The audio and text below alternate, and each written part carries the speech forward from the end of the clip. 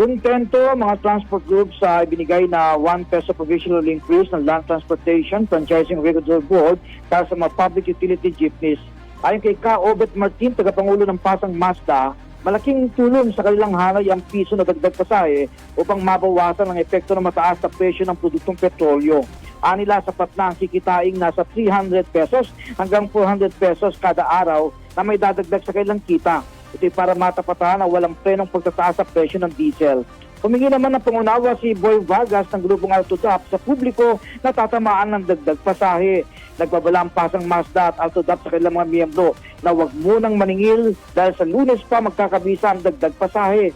Una nang nagpaalala kayo na si LTFRB Chairman Teofilo Guadis na maaring ma-revoke ang prangkisa ng maagang maniningil ng pisong dagdag pasahe. Tiniyak naman ni Primo Murillo ng Passenger Forum na pisong na provisional increase lamang ang kanilang sinusuportahan at tututulan nila ang inihirit na orinal na 5 peso fare increase na inihirit pa rin ng grupo.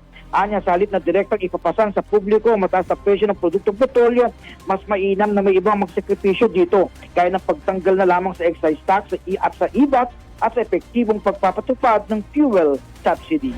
Kasama sa DZXL, RMN Manila, Radyo Man, Mike Kuyagoy Tatak, RMN.